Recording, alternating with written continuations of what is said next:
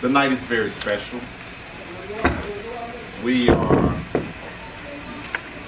in the midst of a great man and a great woman, the Honorable Silas Muhammad and his lovely wife, Queen Mashaki Muhammad.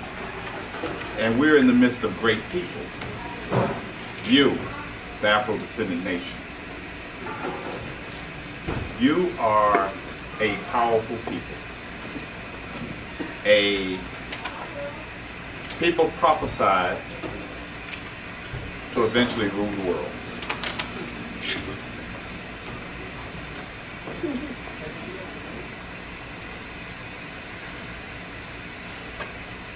Again, yeah, I heard you.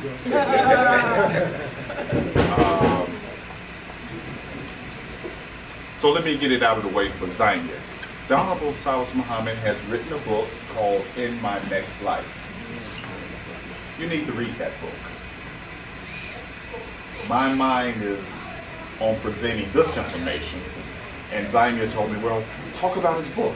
So I did. In My Next Life.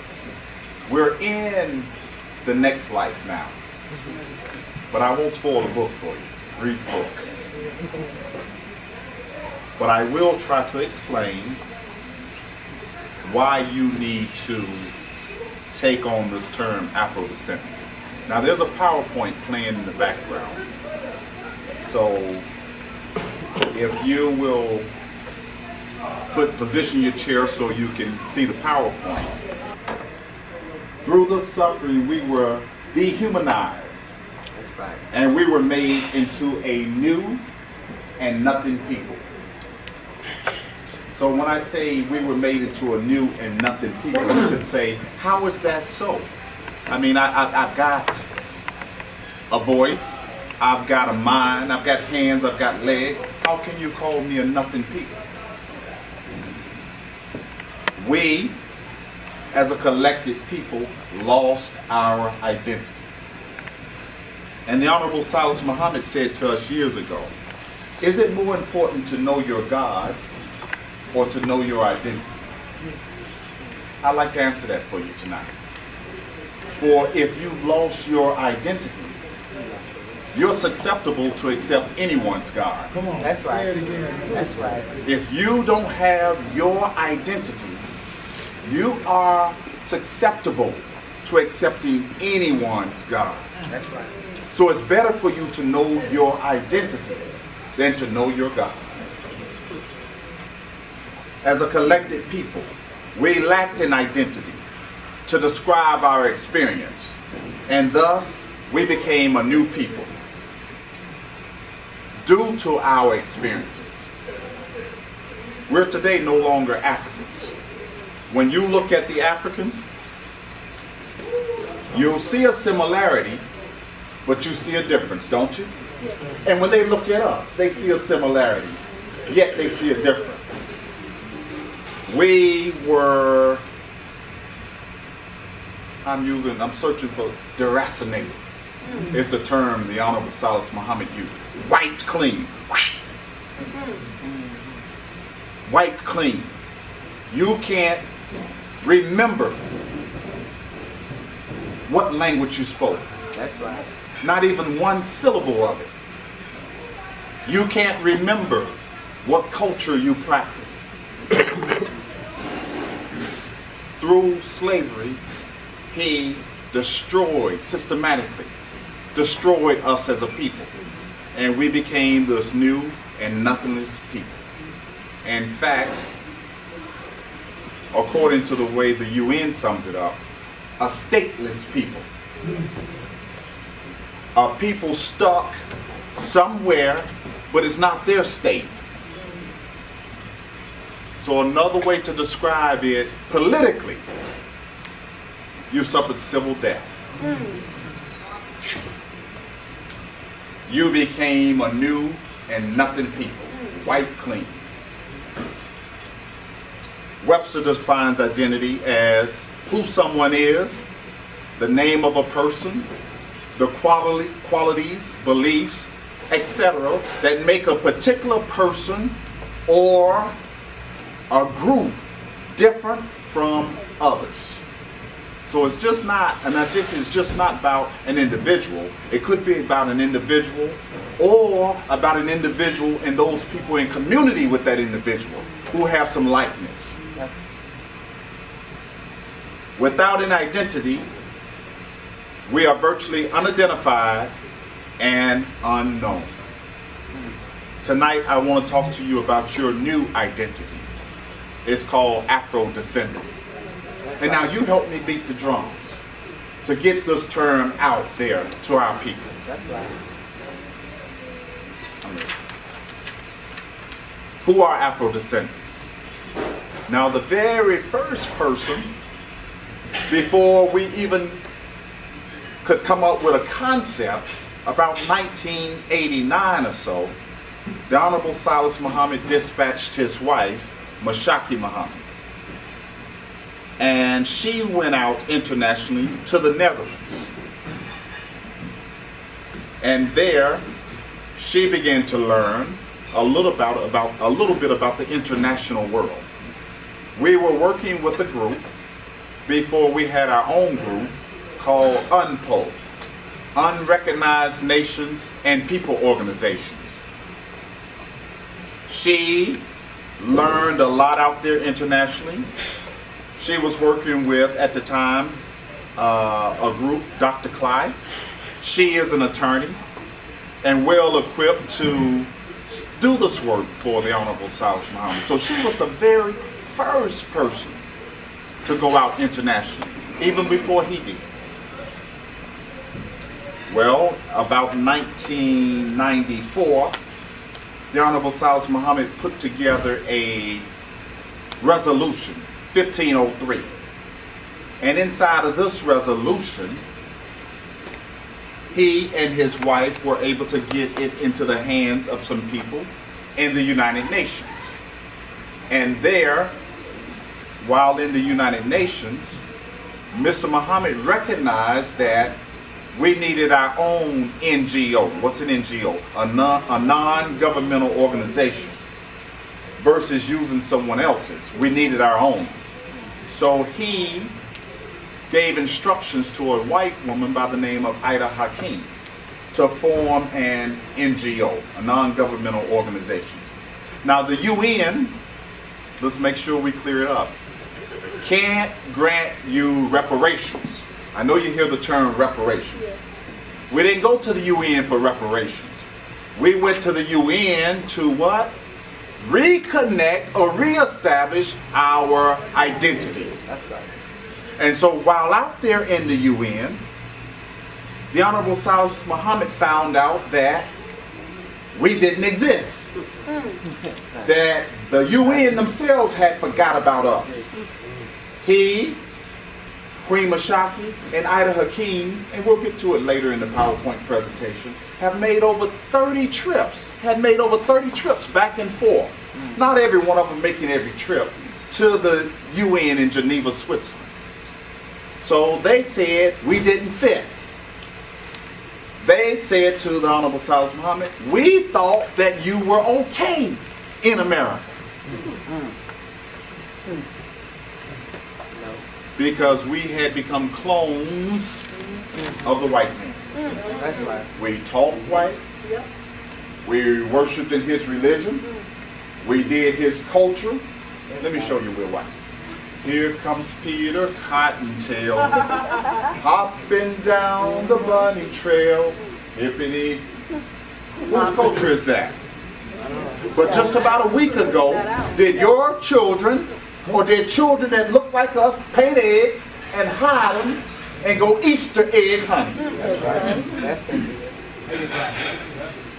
Did they? That is white culture. That's right. But look at yourself. You're black. But you painted eggs, hid eggs, and your children went out looking for Easter eggs. Their tooth gets loose. It falls out. They give it to mom, or mom or dad tells them put it under the pillow. And after they place it under the pillow, that the tooth fairy's gonna visit. Whose culture is that? You lost your identity.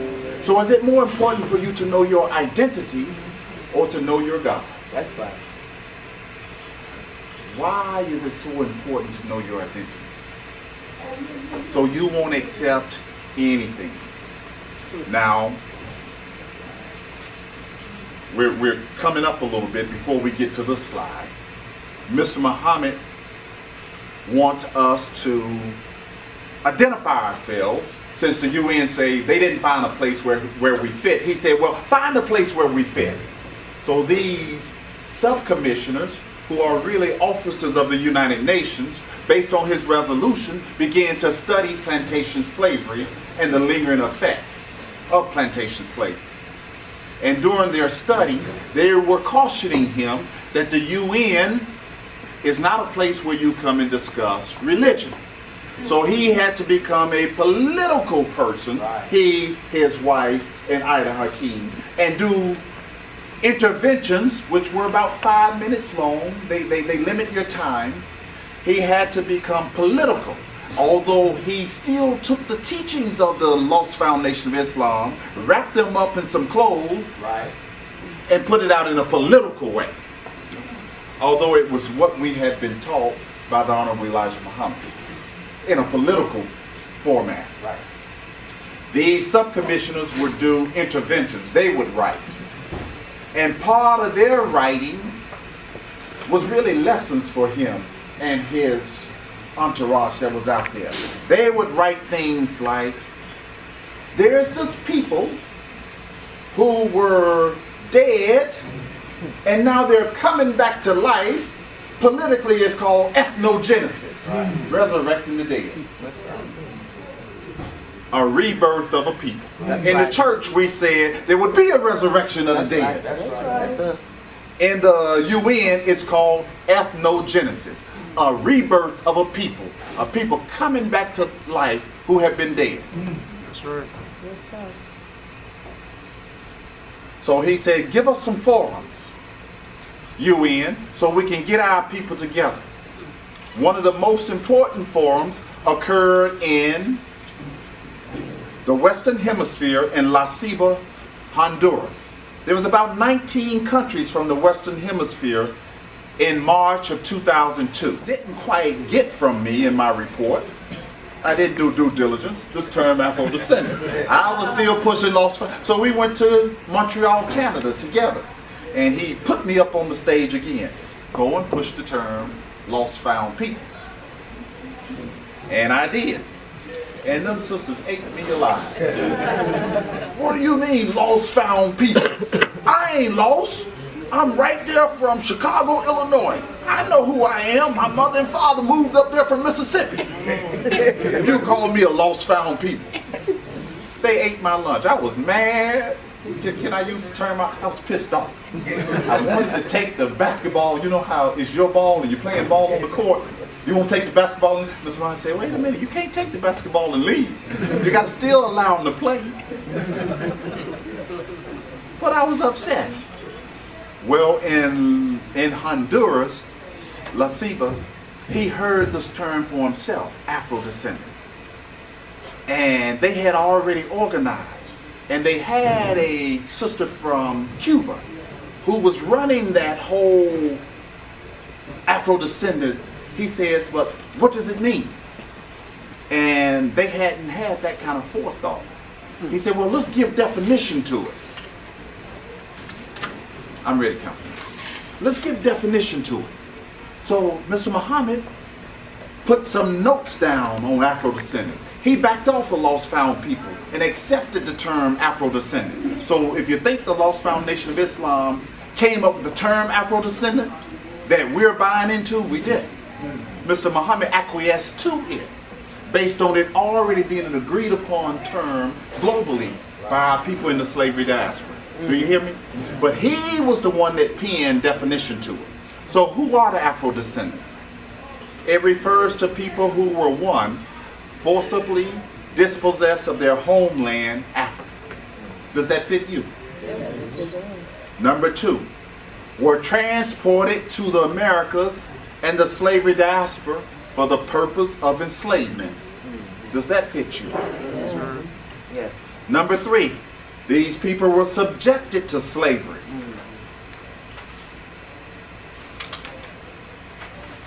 Number 4, these people were subjected to forced mixed breeding and rape.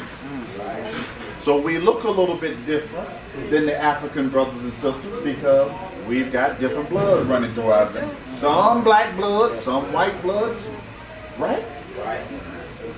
So number 5, Afro-descendants are those who've experienced through force the loss of mother tongue, culture, and religion. Now let me stop and pause right here. This is important because you got to know how the Honorable Silas Muhammad was thinking when he was penning this definition. In the UN, there's an article, Article 27 on the International Covenant on Civil and Political Rights, in which the UN states that people, a group of people, in community with others, have the right to their mother tongue. Not just any language, but their grandmothers, the language that they spoke, you have a right to speak your ancestral language. They took that away from us during slavery. Number 2, you have the right to your ancestral culture, whether it was jumping over brooms, or putting on a grass skirt, or running through the woods with a spear, chasing. You had the right to the culture, that your ancestral culture. They took that away from us during slavery. And you have the right to your ancestral religion, the religion that your great-grandmother's grandmother worshiped under. You have the right to it. All of those were taken away from us during slavery. Now, why is that so important? Article 27 of the International Covenant on Civil and Political Rights is one of the articles that the United States of America ratified. Meaning they signed their names to it and said, we're in agreement that you shouldn't be able to take that because people should have human rights for everyone, everywhere. And because they took ours, they can be held liable. That's right. They were wise enough not to sign any agreements that dealt with the transatlantic slave trade. They were wise enough, but they missed this. We'll go a little further in just a moment. Number 6, who are Afro-descendants? They have experienced racial discrimination due to lost ties from their original identity.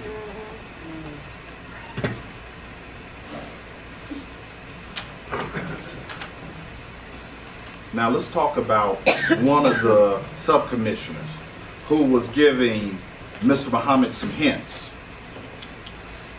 His name is Professor Saminsky, I think his name is. He did a position paper on language. And what he said on that, we'll get to the slide in a minute, what he said in his position paper is that your language, but not just any language, your mother tongue intimately ties you to your identity. That's right. You hear that? Yes, sir. Not your language, but not just any language. Your mother tongue intimately ties you to your identity. That's right. So if you speak Yoruba, you're most likely from Nigeria. If you speak Mandarin, you're Chinese. If you speak Korean, you're Korean. You hear me? Intimately ties you.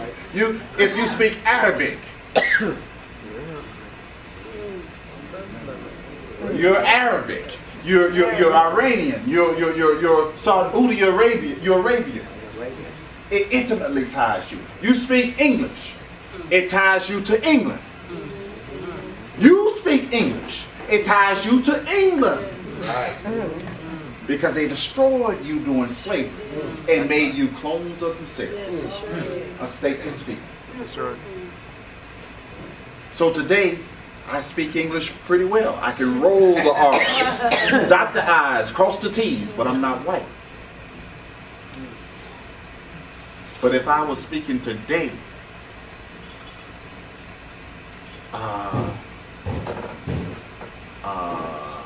what what if I was speaking Swahili? It would tie me to what? My identity, wouldn't it? But because he took it from us, the language that we were originally speaking during slavery, he destroyed us. That's right. And made us a what? Statesman speak. You've got to understand. A nothing speak. Less than a human being. Absolutely. Because he took our human rights. What makes you a human being? The right to your mother tongue, the right to your ancestral culture, and the right to your ancestral religion. If you don't know your identity, you are liable to accept what? Anything in anybody's culture, and anybody's identity, and anybody's God. And have black people have an identity crisis. We'll get to that in a moment. Yes. So this is your political identity. Afro descendants from the United States were represented by Mr. Silas Muhammad, Mashaki Muhammad, and a white woman by the name of Ida Hakeem was there. They were only ones from the United States at this meeting. There were 19 other countries, Canada, and there were 19 other countries from Canada and Latin America, including the U.S. They were Argentina, Bolivia, Brazil, Peru. Lima is a city in Peru, so pardon that. Chile, Colombia, Costa Rica, Dominican Republic, Guatemala, Haiti, Mexico, Nicaragua, Panama, and Paraguay. These countries collectively represent 250 million slave descendants. In the U.S., we're about 40 million. So Mr. Muhammad could have kept fighting for 40 million, but he accepted the advice of those wise sub-commissioners and started broadening the horizon, because the Bible says, sister, we were scattered everywhere. 250 million of us who politically fall under this definition. And today, why do you need this political identity? I told you a little bit. You can hear. After a period of 64 years of seasoning of the first Africans that were enslaved, Africans were systematically separated from their way of life. Africans were denied the right to use their mother tongue, the right to practice their cultural customs, and the right to live in community of other Africans with similar cultural customs. Through the systematic denial, along with other physical, mental, emotional abuses, Africans were no longer Africans. In fact, black people in America are affected by this thing called sickle cell anemia. Don't affect Africans, does it? Nope. It's a slave disease, isn't it? It's something that they did to us during slavery that causes our bodies to react differently. We were stripped of our name, our language, our religion, and our culture, and thus we were made to be a what? A new people. No longer Africans. In fact, the name of our slave master is the name that they called us. Yes. Jones, King, Brown, right? Yes. Smith, Jones, King, Brown, Williams. It represents that you were property of the white man that wore that name. Because once we had original names, African names and Arabic names, and names that meant something, didn't they? That's right. During slavery, they systematically destroyed that. And not only did they destroy our name and our language and our religion and our culture, they destroyed us completely as a people. Yes. Some former identities include the famous or the infamous N-word, Yes. which they say today, N-word. N-word, don't say it. Freely for years. Why can't we say it now? Were we once known as niggers? That's right. Negroes? Yep. Still known as that now. Yeah, Carter G. Woodson wrote what? Miseducation of the Negro. The Miseducation, and he had Negro history And then later, Negro History Month. And color, the NAACP, the National Alliance for the Advancement of what? Colored people. And this sister told me, I ain't lost, brother. I'm from Chicago. What other people you know have gone through this many name changes? When were the Chinese more other than Chinese? When were the Koreans other than Korean? When was the Arab other than Arab? When were you other than African American is your name today? We want you to give it up and accept Afro-descendant. That's right. You used to change your names. That's right.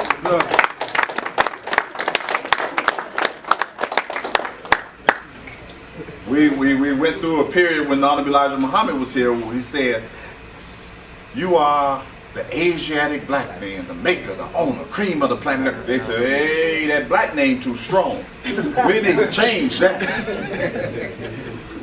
You thought you came up with the term African American, didn't you? They will suggest it to you. Just like he called people, it's pretty sad. He calls people that come from Korea, Korean American. people that come from Chinese, Chinese American. from China. Yeah, people that come from Japan, Japanese American. You thought you chose African American, didn't you? No, he was trying to get you off that power. Nah, that's right. Say it loud. My homeboy. The brother stood during the Olympics. Yes. Carlos. Yeah. They said, I'm getting my gold medal and I'm throwing a what? A black power sign. That's right. We were wearing our hair, like my sister-in-law's wearing her hair, and a fro, and we had the pick, and the pick had a what on it? A black power sign. You stick it in the back. They said, no, this term ain't gonna work. We got to get rid of this term, black. And they switched to African American. So can I get you with me? Since you're used to changing names. Yes, sir.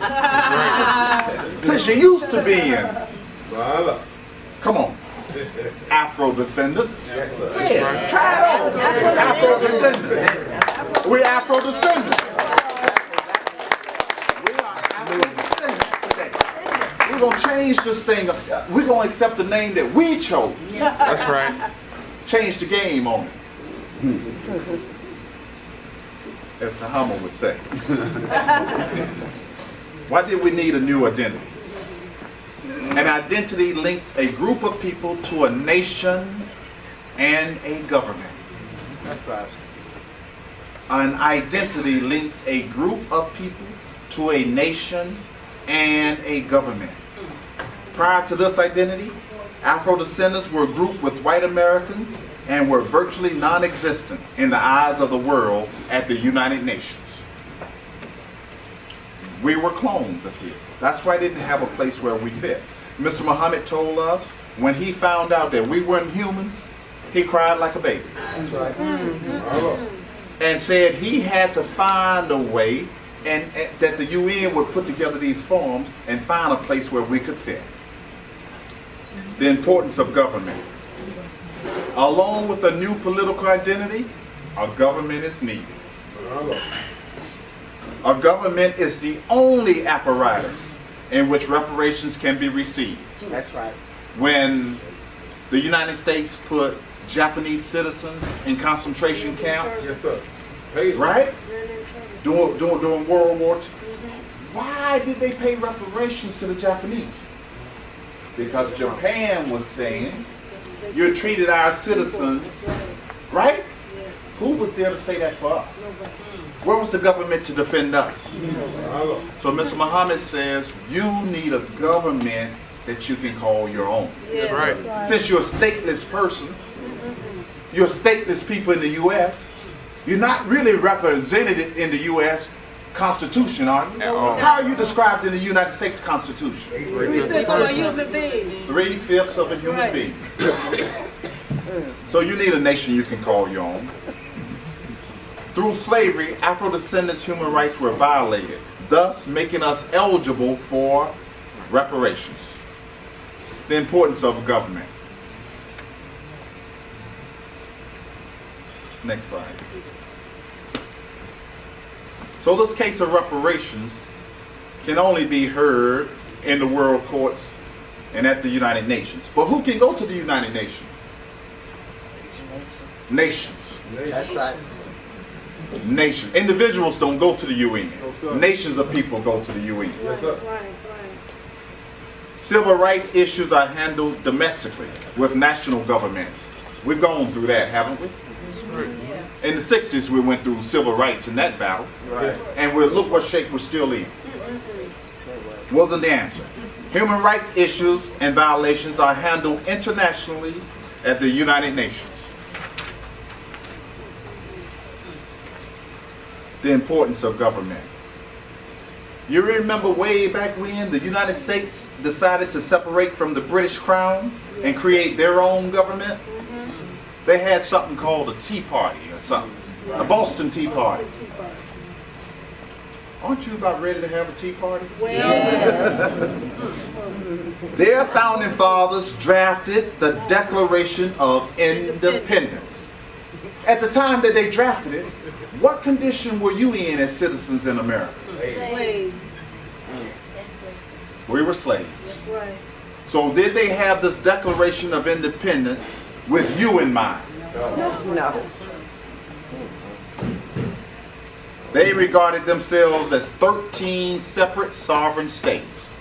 They felt like unfair taxation without equal representation, all the money we collect, we send it back to the Queen, and we're not being represented. Oh, how about here in America? That's right. Is it unfair taxation without equal representation? That's right. What does the neighborhood streets look like in your neighborhood? Right. Yeah, you're constantly having to get a fronty in the line. That's right. What does the streets look like in here? Not just here in Chicago, in every major city. That's right. It's the same thing. Unfair taxation without equal representation. That's right. They are no longer under the British Empire or the British Crown. Now, what did the British government call George Washington, Thomas Jefferson, and Patrick Henry? What was the name that the British used for them? No. Renegades. Rebels. That's what Britain now today they're called founding fathers. But what did Britain call them? Those renegades, those rebels. Criminals. So today, what does the U.S. government call us Muslims who are fighting for this cause of terrorists, renegades, hate group? That's true. That's right. What might our future generations call the Honorable Silas Muhammad? Founding fathers. Founding father. What might they call Queen Mashaka? What might they call Prince Haziel? What might they call you, sister? Sister Soul. A rebel.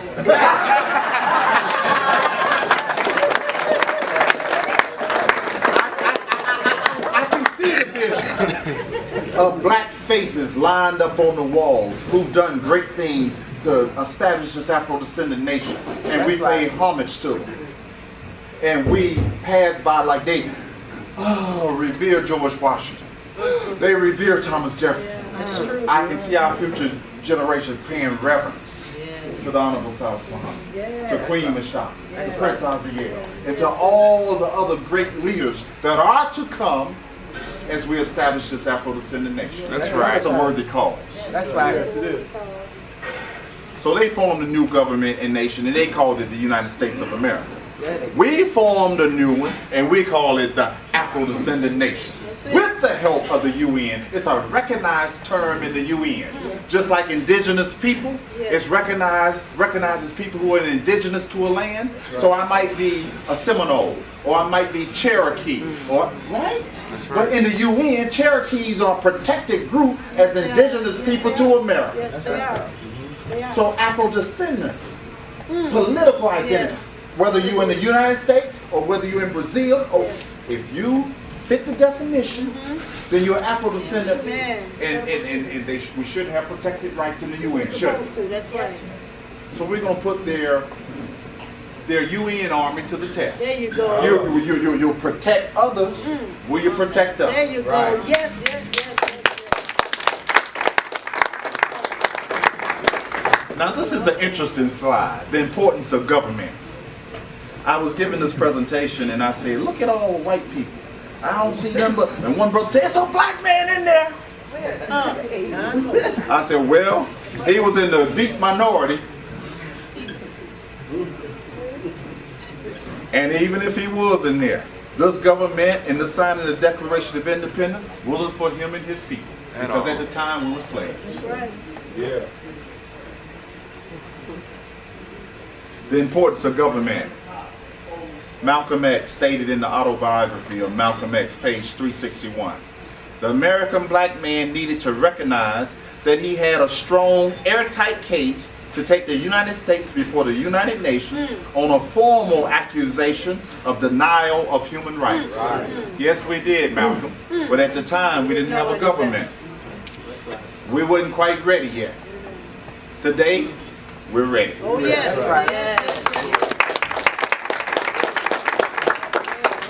The October 8, 1972 Theology of Time lecture, the Honorable Elijah Muhammad stated, we want to have senators for ourselves. We want to build a Congress of ourselves, ruled by our own. That's right. All civilized people want a nation that they can call their own. Yes. That's right. Unless you've been destroyed so far as a nothingness people that you can't get up. Right. But remember, there's a resurrection, an ethnogenesis, Right. a rebirth of a nation. Yeah. So it should be some people waking up. That's Yes, right. yes, That's right. And in this room, I see people that are awake. Yes, sir. Yes, sir.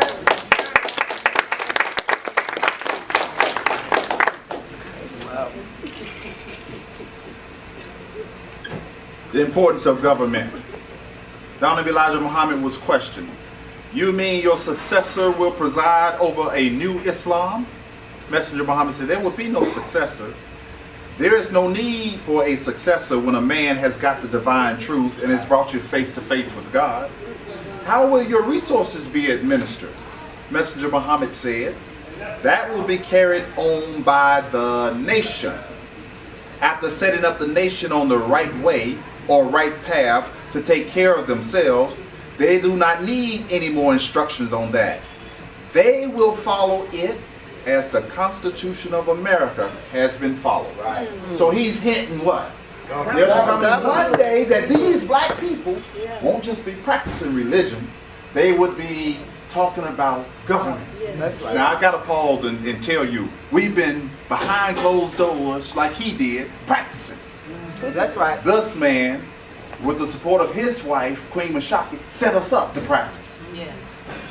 And we were so far gone, so far practicing religion, Right. that when he first set us up and said, I'd like you group of brothers, ministers, to be the higher house of Congress, what would you call yourself? And we said, we'll be the Lord, the circle of the lords of ministers. He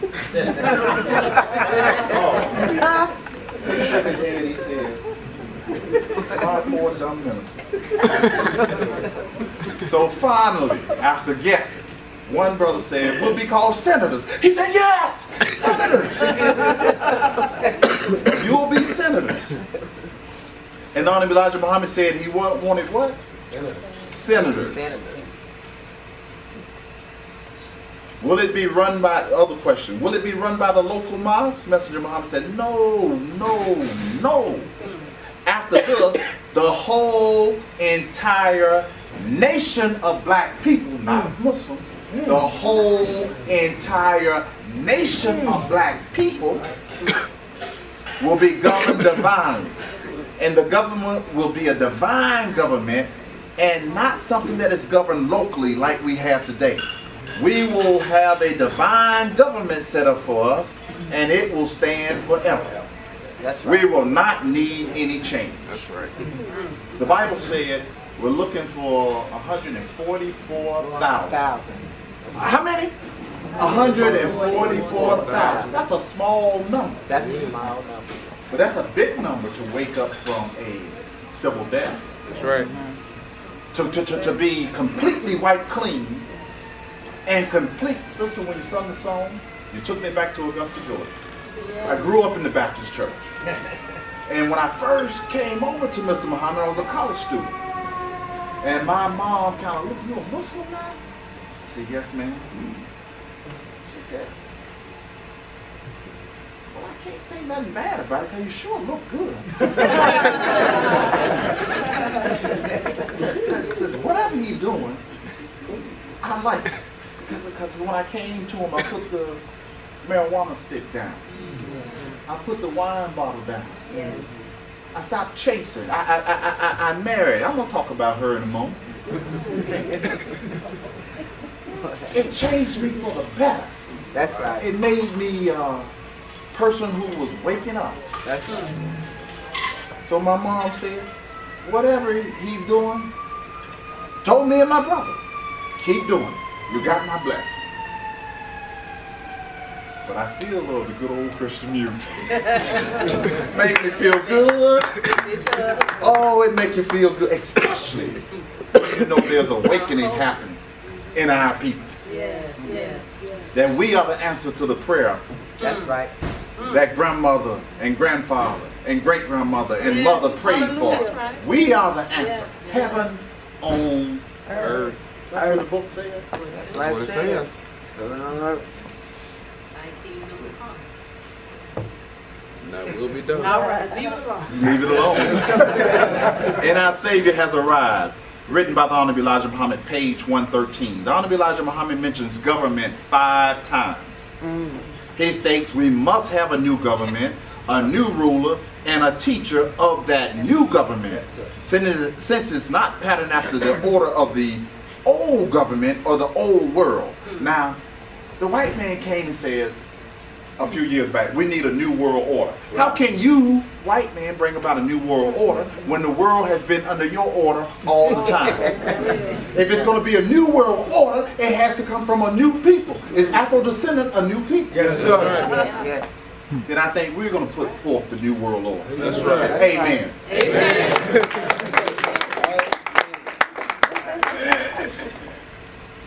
Right. Something new has to come from new people, new thoughts. As the God of truth, justice, and righteousness, Allah is going to be the ruler or creator of the new government. Allah in the Quran means truth. That's all it means. Allah means truth. Truth is you need some truth to create a new government. That's right. You need to be told the truth that you were lost and now found. That you are going through a resurrection, an ethnogenesis process. That's right. You need truth.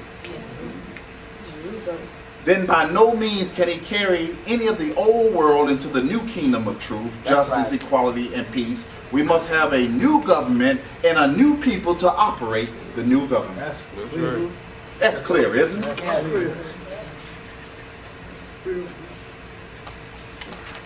The importance of government.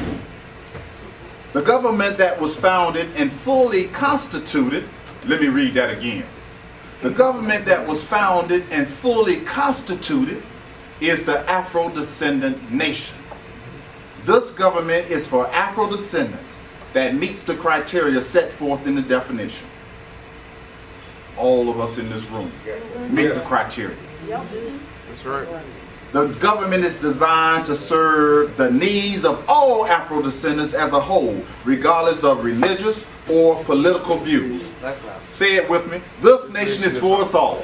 This nation is for us all. This nation is for us all. This nation is for us all. We were in one of those meetings. I wasn't in the meeting. It was in the House meeting. And they were discussing, should we allow religion? And the question went back to Mr. Muhammad. Mr. Muhammad said, yes, yes, freedom of religion should be allowed. In fact, freedom of religion is freedom from religion. That's right. We're moving on the other side of religion. We're getting to the point of government, That's nationhood, freedom, That's right. justice, and equality. That's what we're getting to. Should I speed it up, Tom? I'm okay on the time. What are human rights? Human rights are the basic standards without which people cannot live in dignity. To violate someone's human rights is to treat that person as though she or he were not a human being. Is that how they treated us? Oh, yes. They made us their property. Yes. We were related to as cattle. That's right. Chattel slavery. We were like cattle to them. It's a violation. A gross violation. Yes, it is. So because they violated us and they damaged us, then they need to repair. That's right. And that's where the term reparation comes in. It's repairing for damage. That's right. The act of making amends, offering expiation, or giving satisfaction for a wrong or an injury. Something done or given as amends or satisfaction. What is reparations?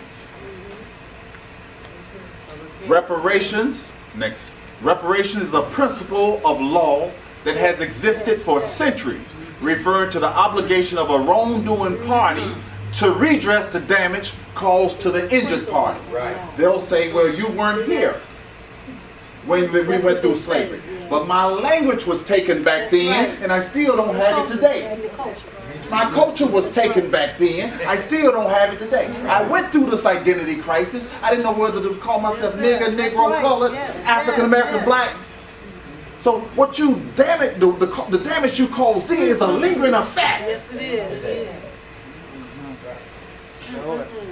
And I know, like you know, because I live in America, that because you didn't pay it on time doesn't make it go away. It makes the bill grow. Yes, yes, Miss your light bill payment. Come on now. Don't pay ComEd on time. All right, Hey, ComEd, don't say, oh, you late, it goes away. No, ComEd tax a penalty on it.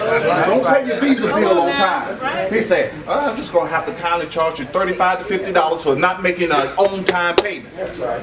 That's right. So, you didn't make the payment on time. The numbers getting bigger. Yep. It ain't shrinking. That's right. It ain't gonna go away. I love this next point. Under international law, reparations must, as far as possible, wipe out all the consequences of the illegal act and reestablish the situation which would, in all probability, have existed if the act had not been committed. That's right. That's the truth. So reparations supposed to do what? As far as possible, wipe out all the consequences of the illegal act That's right. and reestablish the situation which would in all probability have existed if the act had not been committed. So how big is the bill? Humongous. Gigantic. Gargantula. That's right. I don't even know they made a word to explain how big the bill is. Yes, sir. You got the man behind the mission. Give him a round of applause.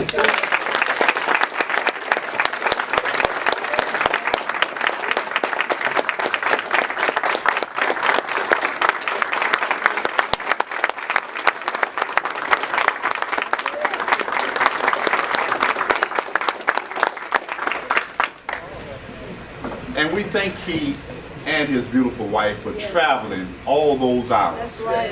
We do. I mean, I travel for a living. I know how it is getting in and out of airplanes. It's tough. Jet lag is real. They had to leave early on Tuesday to get here Wednesday morning at 12:45, 1 a.m. on Wednesday morning. So we're glad to have the Honorable Silas Muhammad and Queen Mashaki Muhammad in our presence. That's right. Yes. A little bit about him.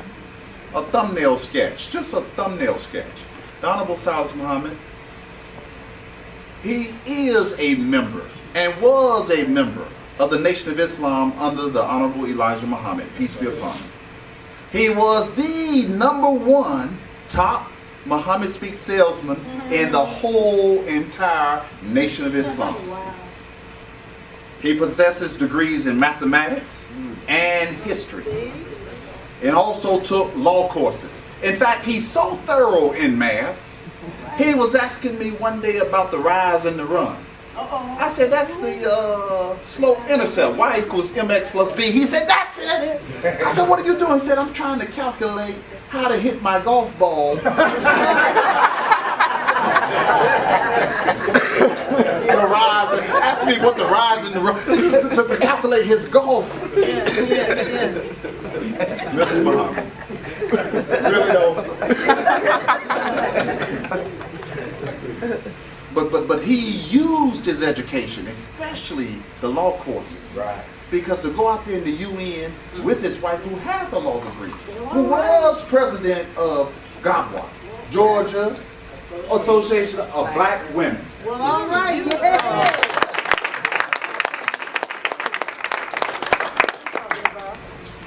So they partnered up on this thing to get through the international laws out there in the UN, which I know the white man didn't know that we'd be that smart to comb through, because he didn't set it up here in the United States. He set it way up out there. He still runs it, but he tried to hide it from us. That's right.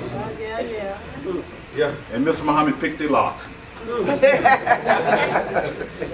In 1977, after Elijah Muhammad had been gone, he was the first to stand and resurrect the Nation of Islam, the lost found Nation of Islam, the first and only to continue the teachings of contemporary Islam as taught by the Honorable Elijah Muhammad, who quite often said, what? You need a land that you can call your own. Yes. Not drop your buckets down here in America. You need a land that you can call your own. That's right. He delivered the first reparations petition to the United Nations in 1994. That 1503 that I'm telling you about. Right. That's what got the ball rolling with, we need to study this plantation slavery thing. We need to study the lingering effects of it. I told you this. He and his wife have made, and Ida Hakeem, have made over 30 trips to the United Nations in Geneva, Switzerland, on behalf of Afro-descendants since the mid-1990s. Yes. Now you can do the calculation yourself. 30 international flights, plane fare for 3 people, hotel room and food for 5 to 7 days. That's a lot of money. Sacrifice. It's a lot of money. He did it out of love and the dedication for black people to make us a people again. That's right. Not for any aggrandizement or not for any recognition, just out of the sure love that we as a lost people, a stateless people, needed a government that we can call our own. Yes. He deserves a round of applause.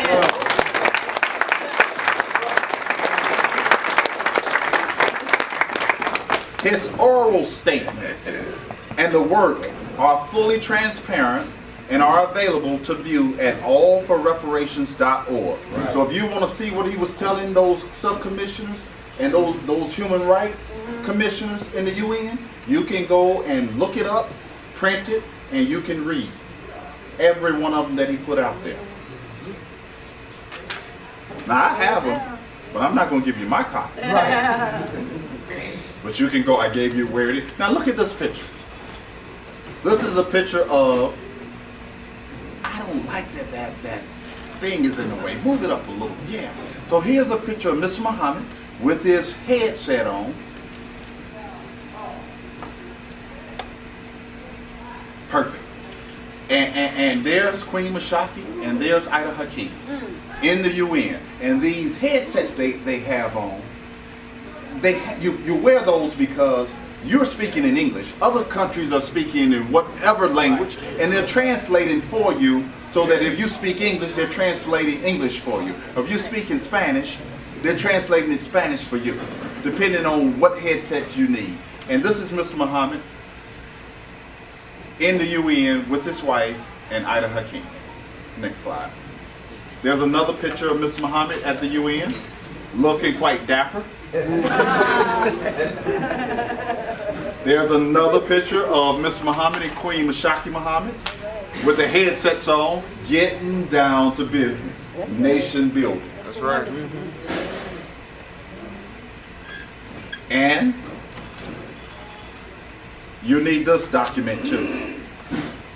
It's called the blueprint On January 14, 2014, the Honorable Salis Muhammad released an open letter to President Obama, the United States Congress, and the Pope of Rome addressing the issues of Afro-descendant and reparations. This earth-shaking letter, I'm not going to read it today, but you can get a copy of this letter. Talk to Minister Tahama. Talk to Minister Tahama and his staff, and you get a copy of the blueprint. So you can see that Mr. Muhammad is on the job. Important points to remember. Our identity is Afro-descendants. Afro-descendants. 250 million Afro-descendants are a lot stronger than 40 million African Americans. That's right. What if the Black Lives Matter group here in America said, we want to take our Black Lives Matter because there's something going on in Brazil, and we want the blacks in Colombia to meet us in Brazil, and we want the blacks from Peru to meet us in Brazil, because we want the Brazilian government to know that the Afro-descendant nation is real. Yes. And Black Lives Matter, whether it's in Brazil, United States, or Colombia. What kind of power would that be? That's power. Yes, it is. That's right.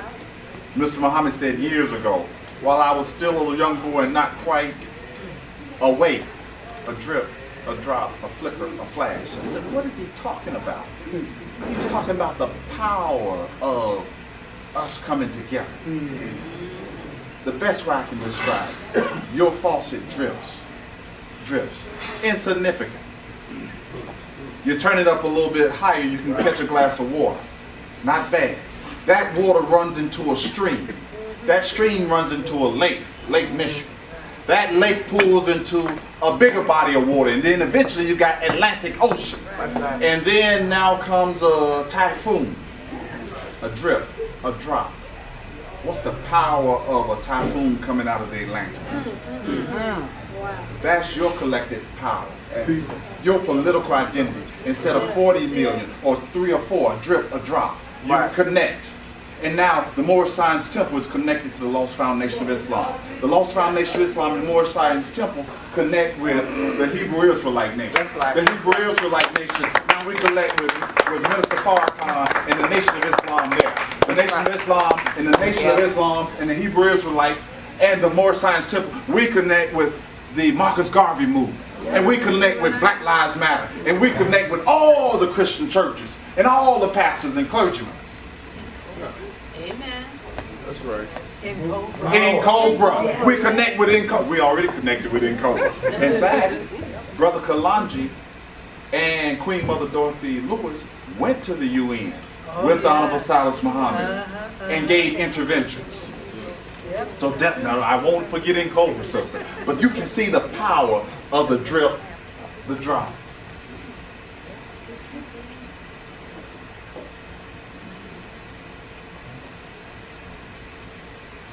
So,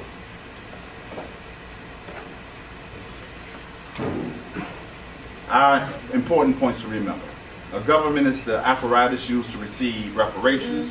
Our government's name is the Afro-descendant nation. Reparation is paid from one government to another. Because you know, if individuals got a check, you know what'll happen. Reparations is an international issue and not a domestic one. Flip to the next slide. Flip. Thomas Jefferson. Every man and every body of men on earth possesses the right of self-government. I wonder, did he have us in mind when he wrote that?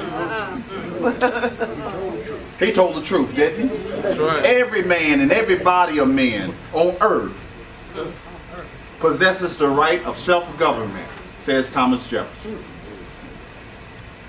That concludes my presentation. Wow.